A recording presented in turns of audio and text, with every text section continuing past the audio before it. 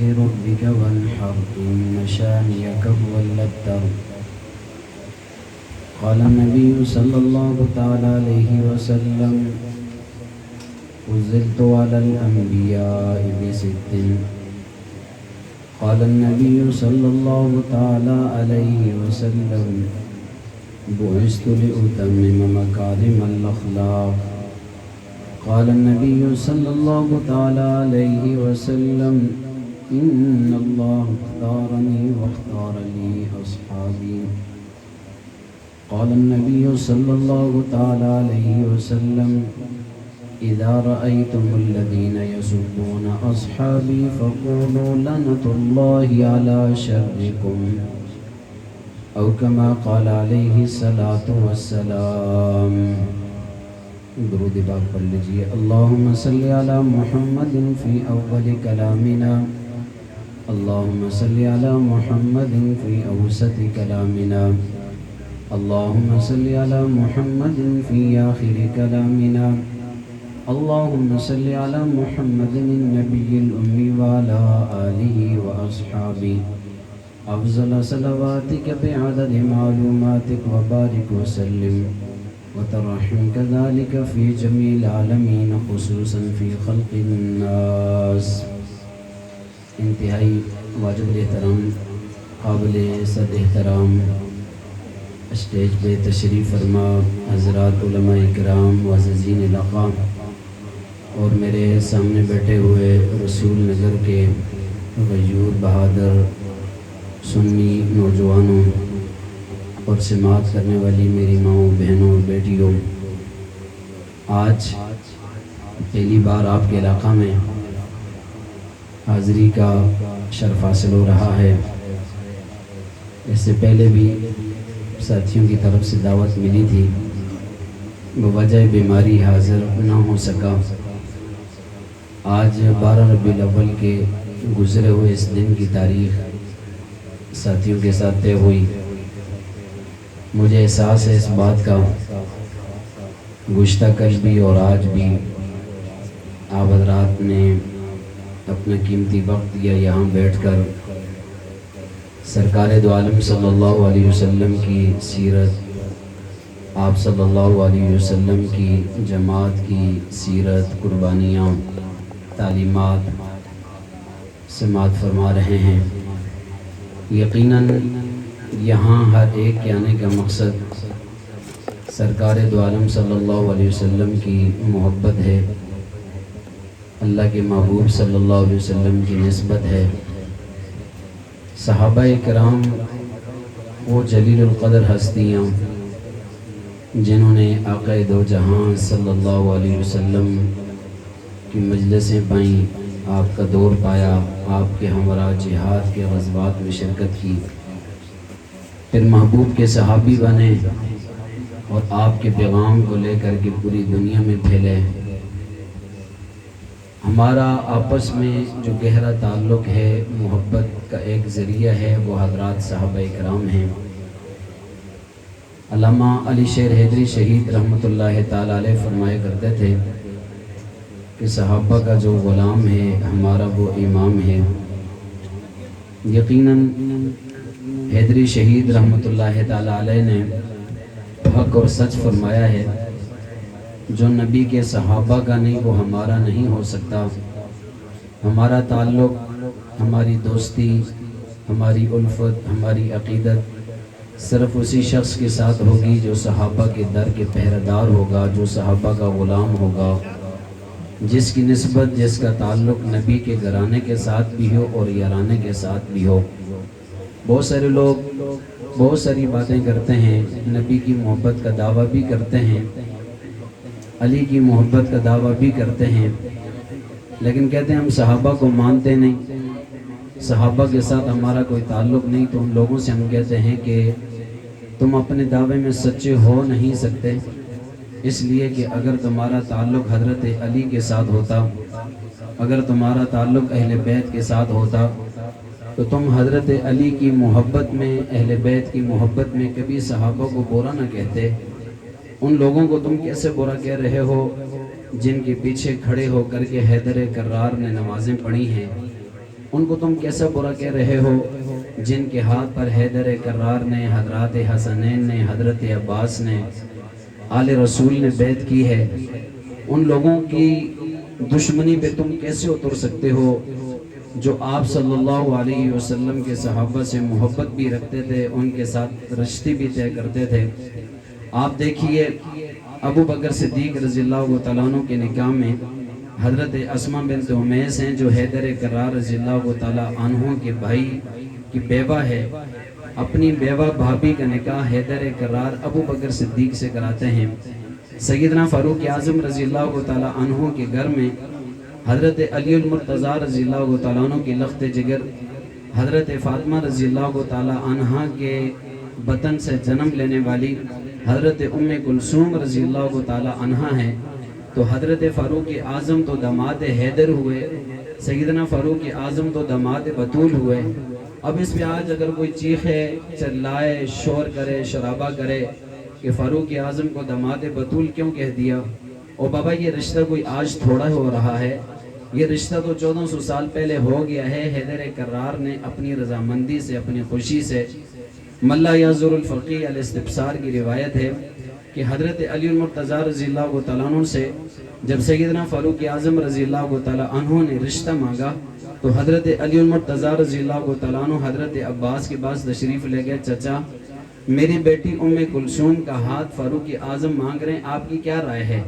تو سیدنا عباس رضی اللہ تعالیٰ عنہ نے فرمایا کہ علی، عمر اگر تیری بیٹی کا رشتہ مانگ رہا ہے تو اس سے اچھی بات اور کیا ہو سکتی ہے، تو علی اپنی بیٹی کا نکاح فاروق اعظم کے ساتھ کر دے۔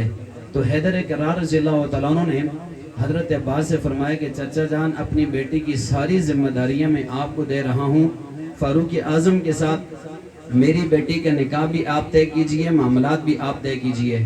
یہ میں نہیں کہہ رہا، ان کی کتابیں کہہ رہا ہوں، ان کی کتابوں سے روایت بیان کر رہا ہوں، کتابیں ان کی ہیں، بات ان کی ہے، زبان البتہ آج میری ہے، اس لیے کہ اس رشتے سے بڑی پریشانی ہو گئی ہے۔ تو میں نے کہا پریشان ہونے کی کوئی ضرورت نہیں ہے، ہم سے کیوں الجھتے ہو، ہم سے کیوں لڑتے ہو، ہم سے کیوں جھگڑتے ہو، ہم پر غصہ کیوں ہوتے ہو، چوک پہ کیوں آتے ہو، چوراہے پہ کیوں آتے ہو، سوشل میڈیا پہ کیوں شور شرابہ کرتے ہو؟ جاؤ جا کر کے اپنی ان کتابوں کو، الکافی کو اٹھاؤ، الاستبصار کو اٹھاؤ، ملا یزور الفقی کو اٹھاؤ، یہ تمہاری بنیادی دین اصول اربع میں سے کتابیں ہیں، اٹھاؤ۔ اگر ان کے اندر یہ رشتہ موجود نہ ہو تو ہم مجرم ہیں، اگر ہم دکھا نہ سکیں۔ میں نے کراچی میں ایک بہت بڑے اجتماع میں تفصیل کے ساتھ، حوالہ جات کے ساتھ وہ تمام روایات بیان کی، اور آخر میں نے کہا کہ میں اپنے جرنیل غازی وقت علامہ غازی اورنگزیب فاروقی صاحب دامن برکاتہم العالیہ کے علاقے میں کھڑے ہو کر کہہ رہا ہوں، اگر یہ رشتہ ثابت نہ کر سکا تو مجھے چوک میں کھڑا کر کے گولی مار دی جائے، میرا خون معاف ہوگا۔ اگر یہ رشتہ ہو اور ان کی کتابوں میں ہو تو پھر ہم سے لڑائی کی کوئی ضرورت نہیں ہے، ہم سے لڑائی بنتی بھی نہیں ہے۔ ہم سے لڑنے سے پہلے اپنے گھر کی حالت معلوم کرو، اپنے گھر میں جا کر کے کتابوں کو کھولو، دیکھو، اگر ان کے اندر یہ روایات موجود ہوں تو انہیں اٹھاؤ اور تندور میں ڈالو۔ کہاں ڈال لو بھائی؟ تندور میں ڈال لو۔ نہیں تو مانو کہ حضرت علی نے اپنی بیٹی فاروق اعظم کے نکاح میں دی ہے۔ اس رشتے کو بیان کرنا چاہیے، یہ آپس میں محبت کی دلیل ہے، الفت کی دلیل ہے۔ وہ کہتے ہیں کہ صحابہ اہل بیت آپس میں مخالف تھے، صحابہ اہل بیت کے دشمن تھے، صحابہ نے اہل بیت کے ساتھ دشمنی کی۔ میں آپ کو بڑی عجیب بات بتاؤں، یکم ربیع الاول کو انہوں نے یوم باب احراق فاطمہ کے نام سے ایک دن منایا کہ سیدنا فاروق اعظم نے نعوذ باللہ نقل کفر نباشد کہ بی بی فاطمہ کا دروازہ جلایا۔ میں نے کہا اس بات پر ہی آ جاؤ، اس بات پر ہی آ جاؤ، اٹھاؤ نہج البلاغہ، حیدر کرار سے پوچھ لو کہ تمہارے گھر کا دروازہ تھا یا نہیں تھا۔ تمہاری کتابیں کہتی ہیں حضرت علی المرتضیٰ رضی اللہ تعالیٰ نے فرمایا کہ کھجور کی چھڑیوں سے بنا ہوا ایک دروازہ تھا، کھجور کی چھڑیوں سے بنی ہوئی ایک چادر تھی جو ہمارے دروازے کا کام دیتی تھی، ہم نے اپنے دروازے کی جگہ پہ اسے لٹکایا ہوا تھا۔ تمہاری کتابیں کہتی ہیں حضرت فاطمہ کے گھر کا دروازہ تھا ہی نہیں، تم کہتے ہو دروازہ توڑا، اسے گرایا، اور حضرت فاطمہ پر گرا اور ان کا اسقاط عمل ہوا، ان پر ظلم ہوا، وہ شہید ہوئیں۔ اور پھر ستم بلائے ستم یہ ہے کہ 9 ربیع الاول کو انہوں نے عید شجاع کے نام سے ایک عید منائی. یعنی ان کا نظریہ یہ ہے کہ 9 ربیع الاول کو سیدنا فاروق اعظم شہید ہوئے، اور فاروق اعظم رضی اللہ تعالیٰ عنہ کو شہید کرنے والا وہ بدبخت ابو لولا فیروز، جسے وہ بابا شجاع الدین کے نام سے جانتے ہیں، جس کا مزار آج بھی ایران کے اندر واقع ہے، جس پر بڑے بڑے لوگ جا کر کے وہاں پر حاضری دیتے ہیں. تو 9 ربیع الاول کو انہوں نے عید شجاع کے نام سے عید منائی ہے. اور ستم بلائے ستم یہ ہیں، دیکھیں ہم اہل سنت کس قدر مظلوم ہیں، پھر بھی لوگ ہمیں کہتے ہیں کہ تم لوگ جذباتی ہو. آپ بتاؤ نا، جذباتی ہم ہیں یا کوئی ہمیں جذبات میں لانا چاہتا ہے؟ کون انتشاری ہے؟ امن کا دشمن کون ہے؟ کون ہے جو اس ملک کے امن کو تباہ کرنا چاہتا ہے؟ عید شجاع کے نام سے انہوں نے عید بنائی. اور نعوذ باللہ نقل کفر نباشد مسلمانوں، رسول نگر کے غیوروں، میں تم سے کہنا چاہتا ہوں کہ پاکستان کے کئی سارے شہروں میں انہوں نے سیدنا فاروق اعظم رضی اللہ تعالیٰ عنہ کے پتلے بنا کر کے جلائے. سیدنا فاروق اعظم رضی اللہ تعالیٰ عنہ پہ لعنتیں کی، سیدنا فاروق اعظم رضی اللہ تعالیٰ عنہ کی گستاخیاں ہوئیں.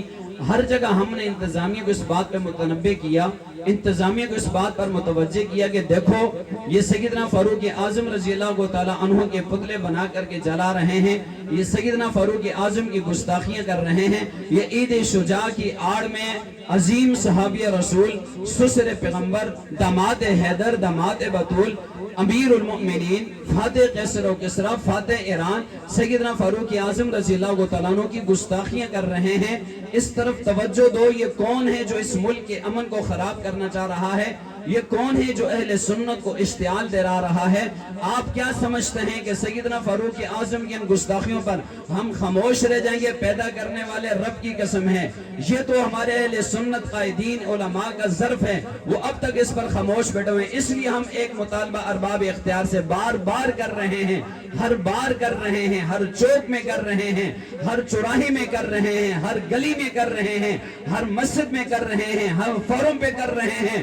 دیکھو ہم محب وطن پاکستانی ہیں، پاکستان ہمارا ملک ہے، ہم اس کے ملک کے امن کو خراب نہیں کرنا چاہتے. ہمارا ایک سادہ سے مطالبہ ہے، جو بدبخت بھی پیغمبر کے صحابہ کی گستاخی کرے، پیغمبر کے صحابہ کے گستاخوں کے لیے سزائے موت کا قانون بناؤ. بابا کون سا قانون بننا چاہیے؟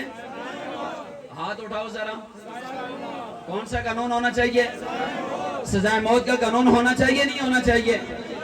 کب تک ہم نبی کے صحابہ کی گستاخیاں دیکھتے رہیں گے؟ کب تک پیغمبر کے صحابہ کی یہ گستاخیاں برداشت کرتے رہیں گے؟ اور بابا پیغمبر کے صحابہ ہیں، وہ کوئی عام جماعت تو نہیں ہے جس جماعت کے بارے میں میرے محبوب صلی اللہ علیہ وسلم نے ارشاد فرمایا، ان اللہ اختارنی واختار علی اصحابی، اللہ نے جیسے مجھ محمد کا انتخاب کیا ہے ایسے ہی اللہ نے میرے لیے میرے صحابہ کا انتخاب کیا ہے. اس وقت روئے زمین کے تمام نفوس میں سے، تمام لوگوں میں سے یقیناً کروڑوں لوگ اس وقت روئے زمین پر موجود ہوں گے. ان تمام میں سے اللہ نے اپنے محبوب کی صحابیت کے لیے، اپنے محبوب کی جانثاری کے لیے، اپنے محبوب کی تابعداری کے لیے 1,44,000 صحابہ کا انتخاب کیا ہے. یہ پیغمبر کے وہ صحابہ ہیں جو ابھی پیدا نہیں ہوئے، جن صحابہ کا انتخاب رب نے پہلے کر دیا تھا، جن صحابہ کے بارے میں قرآن مجید میں رب تعالیٰ نے ارشاد فرمایا، مثلہم فی التوراۃ ومثلہم فی الانجیل، ان کی مثالیں تورات اور انجیل میں بیان کر چکا ہوں. جب تورات کا نزول ہو رہا تھا، انجیل کا نزول ہو رہا تھا، پیغمبر کے صحابہ کے آباء و اجداد بھی پیدا نہیں ہوئے. پیغمبر کے صحابہ کے آباء و اجداد کے پیدا ہونے سے پہلے رب تعالیٰ نے صحابہ کا انتخاب کر دیا تھا. ابو بکر صدیق کا انتخاب کر دیا تھا، فاروق اعظم کا انتخاب کر دیا تھا، حضرت عثمان کا انتخاب کر دیا تھا، حیدر کرار کا انتخاب کر دیا تھا، حضرت امیر معاویہ کا انتخاب کر دیا تھا. اب اس وقت ہزاروں واقعات میرے ذہن میں گردش کر رہے ہیں کہ میں آپ کے سامنے واقعات بیان کروں کہ ابو بکر صدیق یمن کے بازار میں ہیں. ایک راہب ابو بکر صدیق کا چہرہ دیکھ کر کے نشانیاں پوچھتا ہے، علامات پوچھتا ہے. آپ مکہ کے رہنے والے ہو، آپ کا فلاں قبیلہ ہے، آپ کا فلاں قبیلہ ہے، آپ کا فلاں تعلق ہے. ابو بکر صدیق اس بات میں سر ہلاتے ہیں.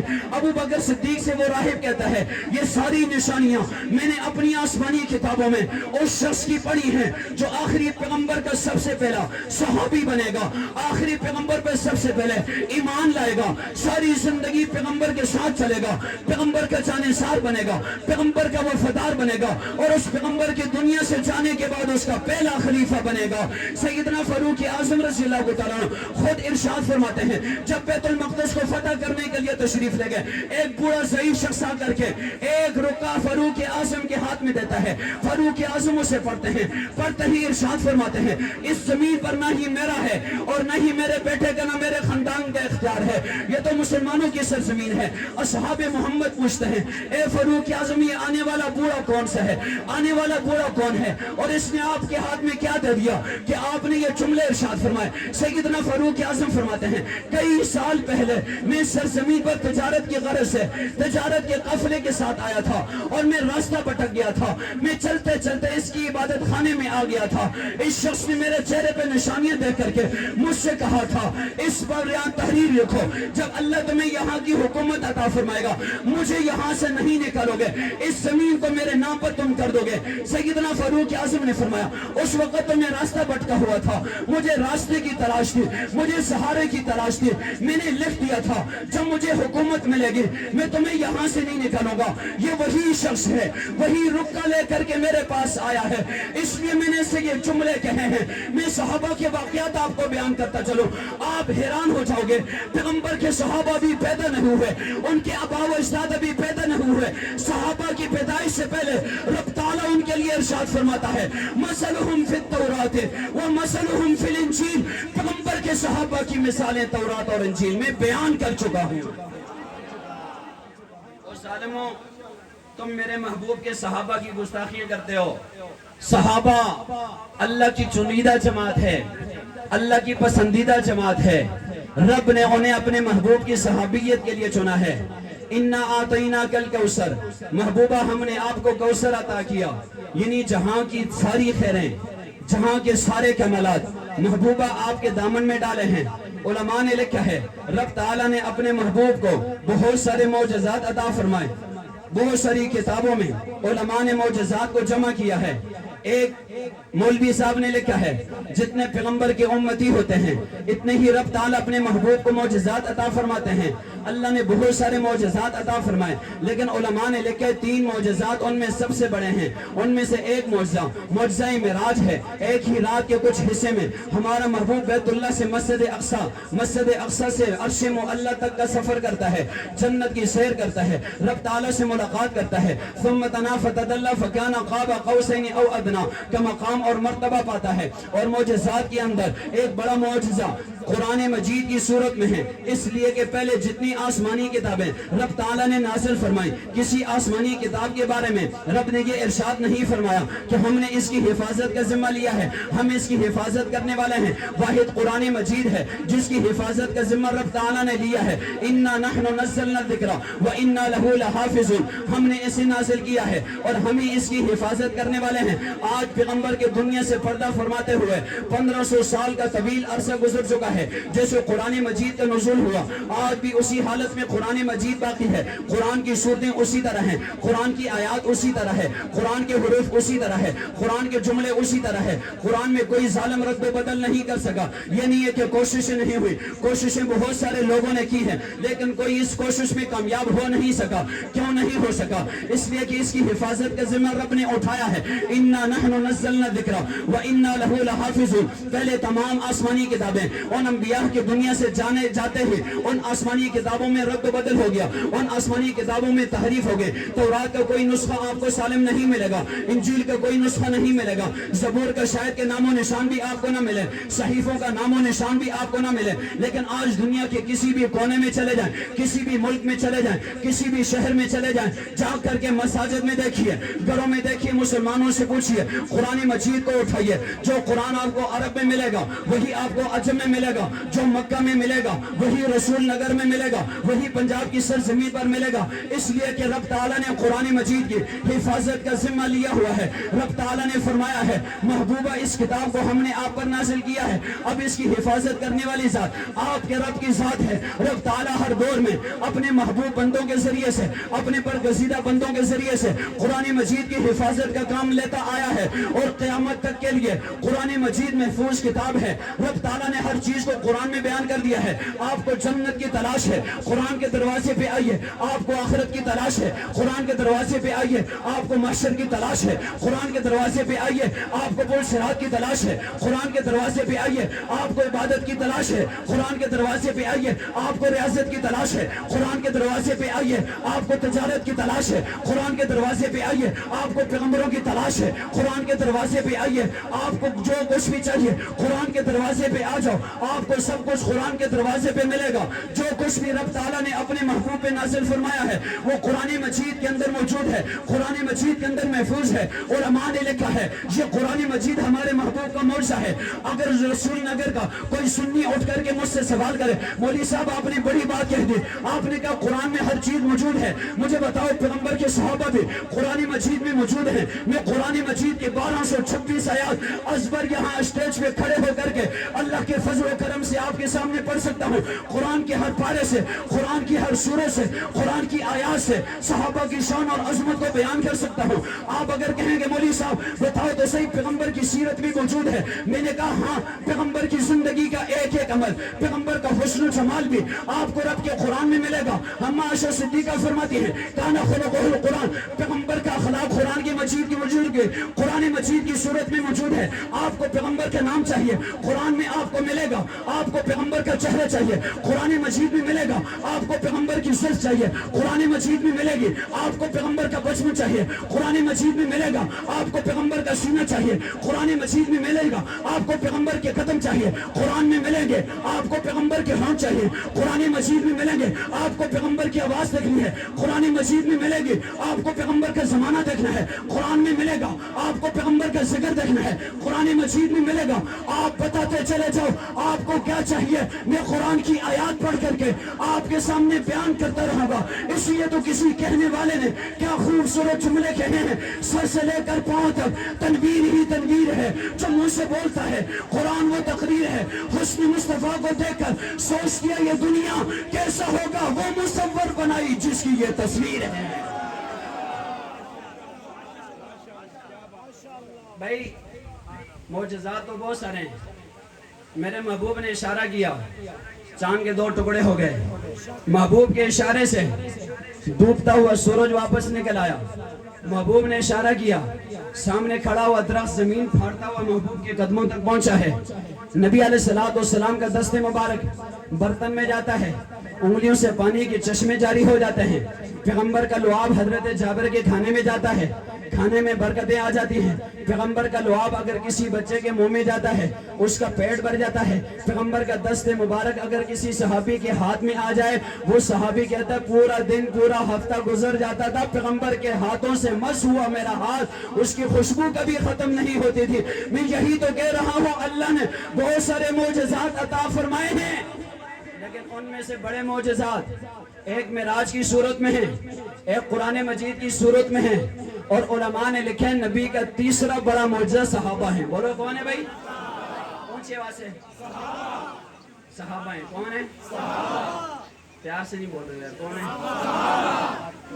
बीमार हूँ, मरीज आदमी हूँ, आपकी मदद चाहिए। आवाज़ की सूरत में, तावन की सूरत में आपकी आवाज़ निकलेगी, सहाबा की सदाएं मेरे कानों तक पहुँचेंगी, मेरे दिल के रास्ते तक पहुँचेंगे, मुझे ईमानी हरारत मिलेगी, मैं आपके सामने तकरीर कर सकूंगा। अगर आप चाहते हैं मैं आखिरी बात करूं और सहाबे के उन्वान से कुछ बात करूं तो बोलो आखिरी मौजज़ा कौन सा है भाई? बड़ा मौजज़ा कौन सा है? ऊंची आवाज से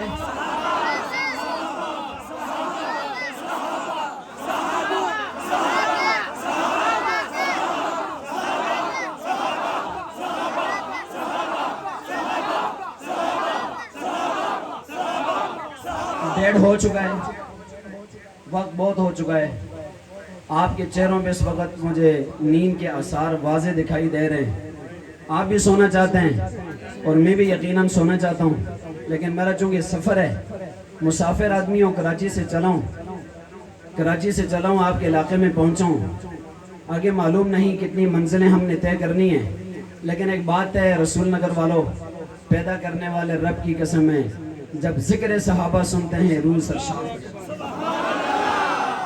सहाबा तुम्हारी अजमतों पे कुर्बान जाऊं, صحابہ تمہاری رفتوں پہ قربان جاؤں، صحابہ تمہاری بلندیوں پہ قربان جاؤں، صحابہ میں کیا میری آنے والی ساری نسلیں آپ کی عصمت پہ، آپ کی عظمت پہ، آپ کی رفت پہ، آپ کی بلندی پہ، آپ کی شان پہ قربان ہو جائے۔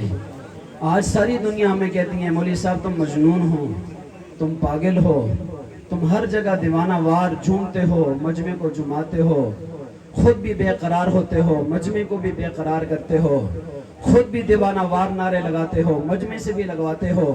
میں نے کہا یہ پرفتن دور ہے۔ آج ایک طرف صحابہ کا دشمن کوشش کر رہا ہے اور دوسری طرف صحابہ کے غلام کوشش کر رہے ہیں۔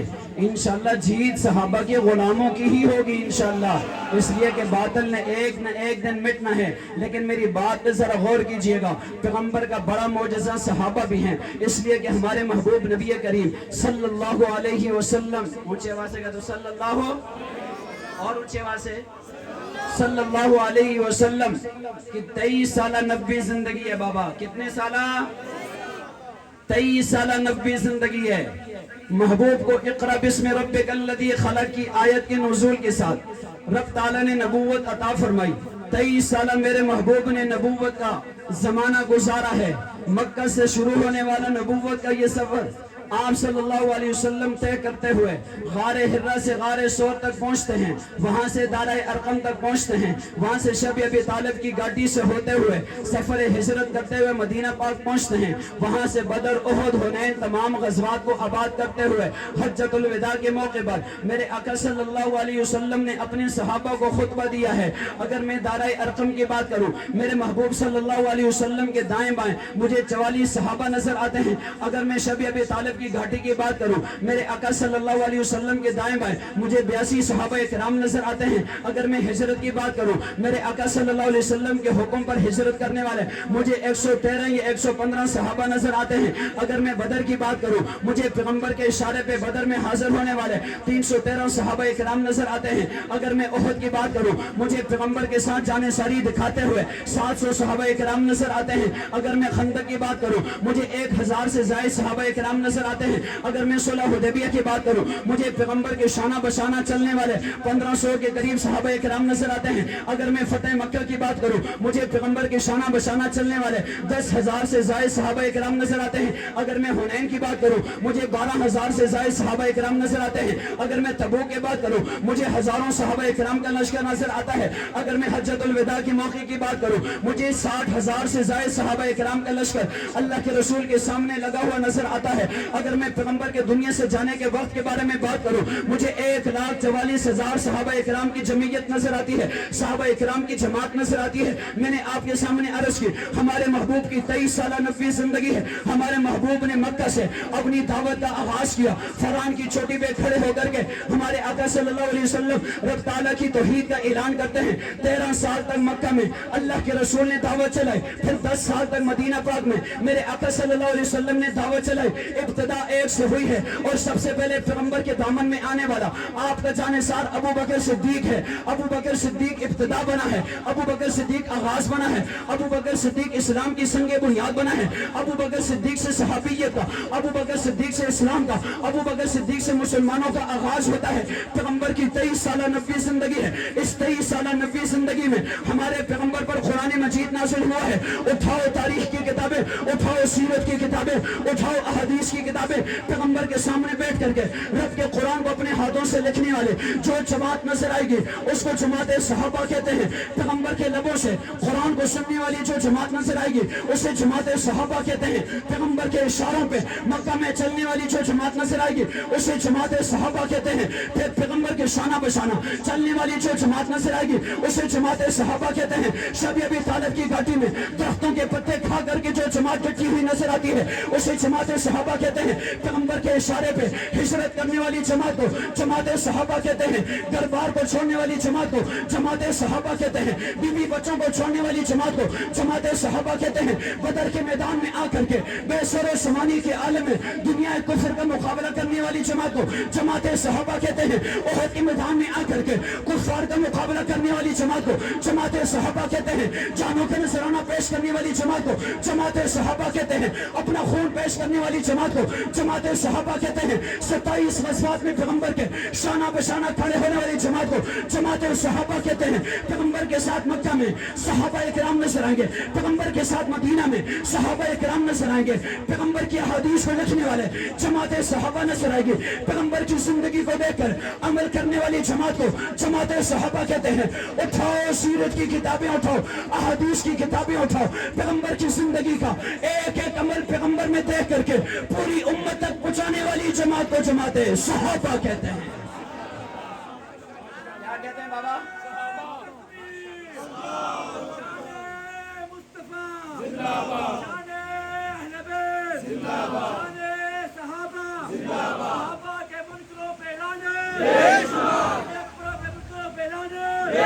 रिकॉर्डिंग का दौर नहीं था, मेरी तकरीर रिकॉर्ड हो रही है, हाथों में मोबाइल है, सुबह को जाके घर में सुनेंगे मौलवी नुमान ने क्या कहा, मौलवी शकील ने क्या कहा, मौलाना अब्दुल वाहिद ने क्या किया, इस रिकॉर्डिंग में मौजूद है।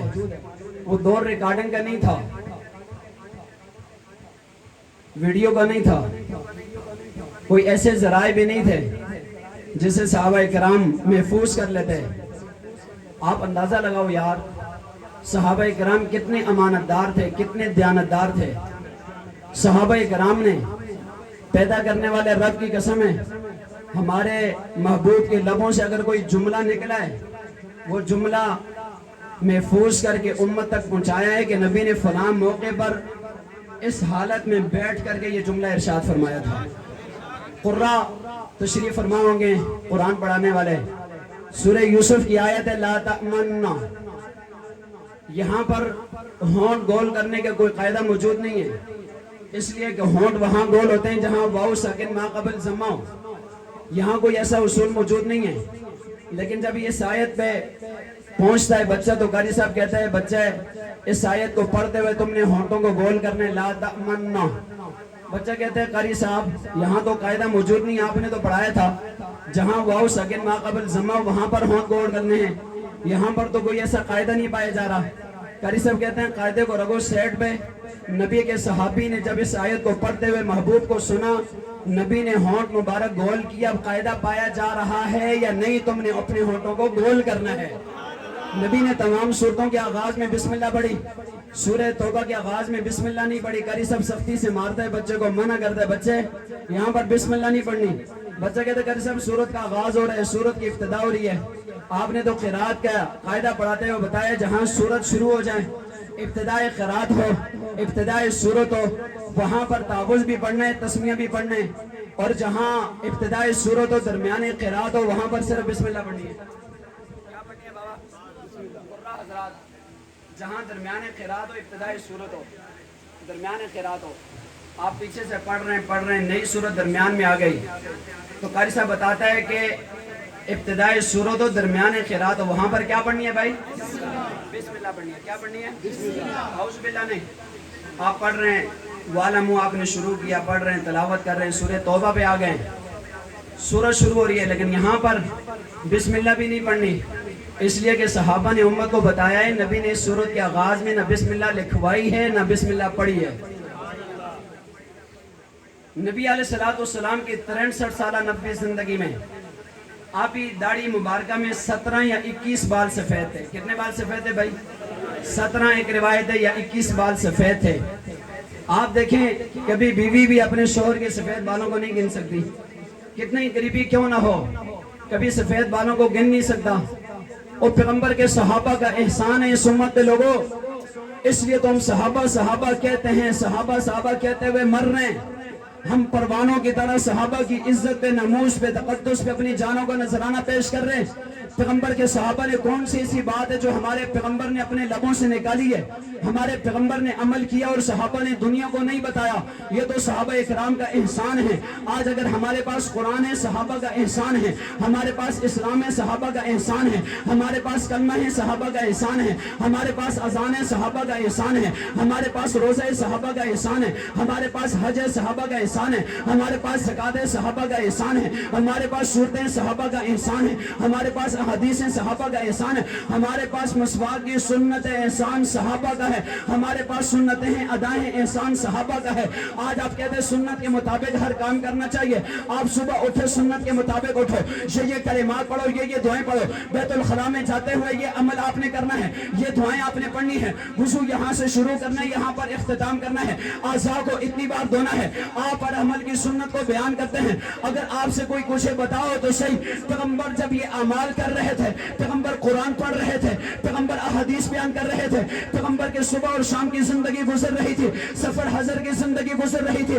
آپ وہاں پر موجود تھے. آپ کہتے ہیں نہیں نہ بابا میں وہاں موجود نہیں تھا, اور نہ ہی میرے آباء و اجداد وہاں پر موجود ہیں. پھر آپ سے سوال کرنے والا سوال کرے, بتاؤ تو صحیح پیغمبر کی ایک ایک سنت کو, پیغمبر کی ایک ایک ادا کو, پیغمبر کی ایک ایک حدیث کو, قرآن کی ایک ایک آیت کو, قرآن کی آیت کی ایک ایک تفسیر کو, شان نزول کو بیان کر رہے ہو. بتاؤ تو صحیح نبی سے لے کر کے امت کو دینے والے کون تھے؟ یہ صحابہ کا احسان ہے, یہ صحابہ کا احسان ہے. اور انشاءاللہ ہم نے یہ عزم کر رکھے, جب تک زندہ رہیں گے صحابہ کا دفاع کرتے رہیں گے انشاءاللہ. بتاؤ رسول نگر کے مسلمانوں, صحابہ کے معاملے میں جذبات میں آنا یہ کوئی نئی بات نہیں ہے. جو کہتے ہیں صحابہ کے معاملے میں مولوی صاحب جذبات میں آ جاتے ہیں, فلاں صاحب جذبات میں آ جاتے ہیں. میں نے کہا جو بھی آپ کو جذباتی کہے اس نے کہا قرآن کے دروازے پہ چلے جاؤ, زیادہ دور نہ جانا. قرآن جب آپ شروع میں کھولو, الف لام میم سورہ بقرہ کھولو, پہلا ورقہ پلٹو گے, الا انہم ہم السفہاء کی آیت میں نظر آئے گی.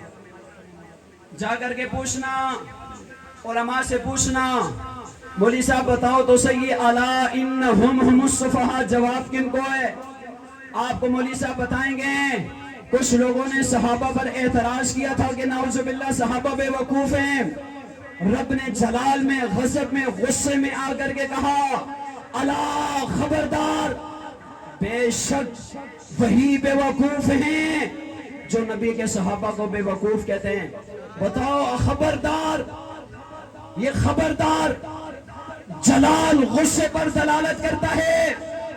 خبردار جو میرے نبی کے صحابہ کو بے وقوف کہتے ہیں, حقیقت میں تاکیدات کے ساتھ, انہم ہم السفہاء تاکیدات کے ساتھ رب نے فرمایا, میں رب اعلان کر رہا ہوں جو نبی کے صحابہ کو بے وقوف کہتے ہیں وہ خود بڑے بے وقوف ہیں. رب نے انداز جلال کے اختیار کیا ہے. بات ختم ہو گئی. جو حق نواز شہید نے نعرہ لگایا تھا بات ختم ہو گئی. جو حق نواز شہید نے فرمایا تھا بات ختم ہو گئی. حق نواز نے قرآنی اسلوب کو اختیار کیا تھا, اس لیے صحابہ کے معاملے میں ہمیں جذباتی کہنے والوں, صحابہ کے معاملے میں رب نے نرمی نہیں کی تو انشاءاللہ حق نوازی بھی کبھی صحابہ کے بارے میں, صحابہ کے دشمنوں کے بارے میں نرمی کر سکتے ہیں. ہم نے سختی کے ساتھ جواب دینا ہے, ہم نے سختی کے ساتھ جواب دینا ہے. اس لیے تو ہمارا مطالبہ ہے جو نبی کے صحابہ کی گستاخی کرے اس کے لیے سزا کون سی ہونی چاہیے؟ بات سزائے موت ہونی چاہیے. 2-4 گستاخوں کو تم یوں لٹکا دو, پھر آپ دیکھو کون نبی کے صحابہ کی گستاخی کرتا ہے. ہمارے جذبات کے ساتھ کھیلنا بند کرو, مقدسات کی گستاخی بند کرو. کب تک ہمارے جذبات کو آزماتے رہو گے؟ دیکھو ہماری تاریخ اس بات پر شاہد ہے, سب کچھ برداشت کر سکتے ہیں, نبی کے صحابہ کی گستاخی برداشت کر سکتے ہیں؟ میں شہر کراچی سے چل کر کے آپ کے سامنے آیا ہوں. شہر کراچی جہاں پر ہر چوک اور چوراہے پہ, ہر شارع پہ ہم نے صحابہ کی عزت اور ناموس کے لیے, صحابہ کے تقدس اور دفاع کے لیے اپنا خون پیش کیا ہے, اپنی جوانیاں پیش کی ہیں, اپنے بچوں کو یتیم کرایا ہے, اپنی بیویوں کو بیوہ کرایا ہے. میں نے ایک جلسہ عام میں کہا کراچی کا کوئی روڈ, کوئی چوک بتاؤ, میں تمہیں اپنے ساتھی کا لاشا وہاں صحابہ کی ناموس پہ کٹتا ہوا دکھاؤں گا. جلسے کے بعد ایک شخص میرے پاس آ گیا, مولوی صاحب آپ نے بہت بڑی بات نہیں کر دی. میں نے کہا کون سی؟ کہنے لگا آپ نے کہا کراچی کا کوئی روڈ ایسا بتاؤ, میں تمہیں اپنے شہید کا لاشا بتاؤں گا. اس نے کراچی ڈیفینس کے ایک سنگل کا نام لیا. بتاؤ کراچی کے اس شارع اور اس سنگل پہ, اس چوک پہ تمہارا کون سا شہید ہے؟ جب اس نے اس جگہ کا نام لیا میں نے کہا وہاں 4 میری جماعت کے ذمہ داروں نے جام شہادت نوش کی ہے. میں نے کہا فلاں سن فلاں دن فلاں وقت پہ وہاں پر لالا الطاف شہید ہوا, وہاں پر قاری طیب شہید ہوا, وہاں پر قاری ابراہیم شہید ہوا. میں نے کہا تم نے اس علاقے کا نام لیا ڈیفینس کے سنگل کا, شاید تم نے یہ سوچا ہو یہاں تو بڑے لوگ ہیں, یہاں صحابہ کے غلام کہاں سے آئیں گے. میں نے کہا میں نے اس جگہ تمہیں اپنے 4 شہیدوں کے لاشیں بتا دی ہیں. ہم بڑی باتیں نہیں کرتے, ہم نے ایک تاریخ رقم کی ہے صحابہ کی عزت اور ناموس پہ قربانیاں دے کر کے. آپ نے سنا ہے ایک گھر سے 4 سکے بھائیوں کے جنازے اٹھے ہیں, وہ میرا ہی ضلع ہے, وہ میرا ہی علاقہ ہے. 4 سکے بھائی جو اپنے گھر واپس جا رہے تھے تجارت سے, جرم ان کا اتنا تھا وہ ابو بکر صدیق کی صداقت کی بات کرتے تھے, وہ فاروق اعظم کی عدالت کی بات کرتے تھے, وہ اما عائشہ صدیقہ کی عفت کی بات کرتے تھے. ان کے ہاتھوں میں صحابہ کی عزت اور ناموس کا پرچم تھا. ظالموں نے انہیں چوک پر 4 سکے بھائیوں کو گولیوں کا نشانہ بنایا. کئی بچے ایک ہی گھر میں یتیم ہو گئے, میری 4 بہنیں ایک ہی گھر میں بیوہ ہو گئی. پیدا کرنے والے رب کی قسم ہے 4 سکے بھائیوں کا جنازہ گھر کے صحن میں رکھا تھا. ان کا والد سہارے پہ چلتا ہوا آیا اور فاروقی صاحب سے کہنے لگا فاروقی صاحب رونے کی کوئی ضرورت نہیں ہے, یہ میرے 4 بچے تھے, اما عائشہ صدیقہ کی عفت پہ قربان کر دیے. فاروقی صاحب آج کے بعد ان کا والد آپ کو اپنے آپ کو پیش کر رہا ہے, میں آپ کی جماعت کا کارکن بننا چاہتا ہوں, میں اس بڑھاپے کی زندگی کو اما عائشہ صدیقہ کی عفت پہ قربان کرنا چاہتا ہوں. ہم نے ایک گھر سے 4 سکے بھائیوں کے جنازے اٹھائیں. ہمیں مت آزماؤ, ہم ڈرنے والے نہیں ہیں. یہ گولیاں جیلیں ہتھکڑیاں, جس مسجد کا امام ہوں مجھ سے پہلے 2 امام شہید ہو چکے ہیں صحابہ کی ناموس پہ, 2 حملے مجھ پر ہو چکے ہیں. آج بھی صحابہ کے دشمن کی ہیڈ لیسٹ پر موجود ہوں, لیکن کراچی سے لے کر کے کاغان تک چلتا ہوں, ہر جگہ ہر چوکے چوراہے پہ ایک ہی نعرہ لگاتا ہوں, بتاؤ نبی کے جانے ساتھ بننے والے کون, وفادار بننے والے کون, بتاؤ نبی سے دین کو لینے والے کون ہیں. صحابہ کے دیوانوں, ہماری کل متاع, ہمارا کل سرمایہ یہ صحابہ ہیں. کل حوض کوثر پر ایسا نہ ہو فاروق اعظم ہمارا راستہ روک کر کے کھڑے ہو جائیں. تمہارے ملک میں میرے پتلے بنا کر کے چلائے گئے تھے, بتاؤ تم نے میری عزت کے لیے, میری ناموس اور میرے دفاع کے لیے کیا کیا تھا. رسول نگر کے مسلمانوں میں تم سے آخری جملہ کہہ کے میں اجازت چاہتا ہوں, اب بھی بیداری کا وقت ہے, اب بھی بیدار ہو جاؤ. صحابہ کی عزت پہ پہرا دینے کے لیے بیدار ہو جاؤ, صحابہ کی ناموس پہ پہرا دینے کے لیے بیدار ہو جاؤ, اپنی ماں عائشہ صدیقہ کے دوپٹے کی عفت کے لیے پہرا دینے کے لیے بیدار ہو جاؤ, اور تمام دشمنان صحابہ کو یہ کھڑے ہو کر کے پیغام دے دو, سب کچھ برداشت کر لیں گے, پیغمبر کے صحابہ کی گستاخی برداشت نہیں کر سکیں گے. آپ سب کا یہی عزم ہے انشاءاللہ. اونچی آواز سے اپنے ہاتھوں کو لہراؤ ذرا, اگر جیبوں میں موبائل ہے تو موبائل نکال لو, ذرا لیٹن چلا لو تاکہ مجھے بھی اندازہ ہو سکے کہاں تک مجمع موجود ہے. لیٹن چلاؤ, اپنے موبائل نکالنا, اپنے موبائل نکالنا, اپنے موبائل نکالو, یوں اسے ہلاؤ تاکہ پتہ چلے آج رسول نگر کے اس چوک پہ صحابہ کے غلاموں کا, دیوانوں کا, پروانوں کا اتنا بڑا مجمع یہاں پر جمع ہے. میں آخر میں آپ سے ذکر کروانا چاہتا ہوں, توجہ آپ کی میری طرف رہے. جن کے پاس موبائل نہیں اپنے دونوں ہاتھوں کو لہرانا ہے, اپنے جذبات کا اظہار کرنا ہے. میں تم سے سوال کرتا جاؤں گا, تم نے جواب دینا ہے. میرے ہر سوال کا جواب صرف ایک ہی ہوگا, وہ کون سا ہوگا؟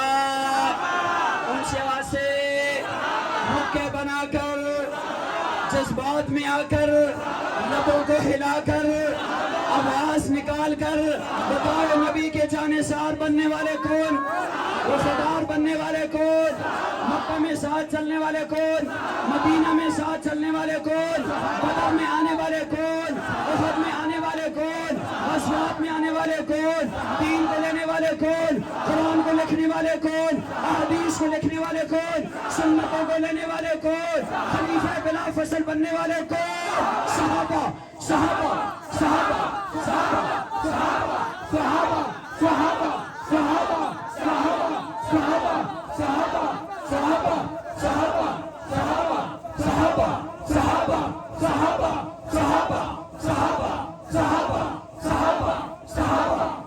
इस बात पे गवाह हो जाना, एक कौम सहाबा की गुस्ताखी कर रही है, हम सहाबा की मदद कर रहे हैं। बताओ नबी के जानिसार कौन है?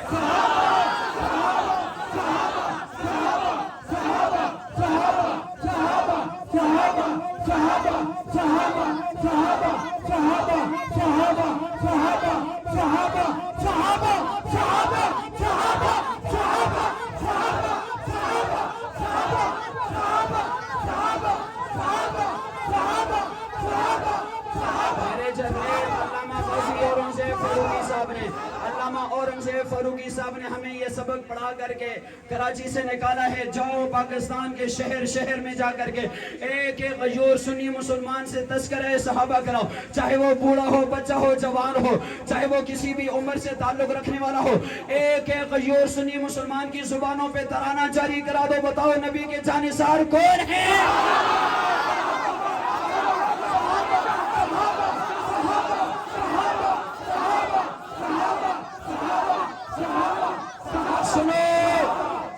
सुनो जो आज यहाँ आ नहीं सके, उन मुसलमानों तक मेरा पैगाम पहुंचा देना। सहाबा का एक दीवाना आया था, सहाबा का एक परवाना आया था, सहाबा का एक मस्ताना आया था, सहाबा के दर का नौकर आया था, पैगाम दे करके गया है रसूल नगर के नौजवानों के लिए, रसूल नगर के गयूर सुन्नियों के लिए पैगाम दे करके गया है। ले शौक से नाम सहाबा का, कर चर्चा आम सहाबा का, कर तलब तुझको जन्नत की तो पल्ला थाम सहाबा का।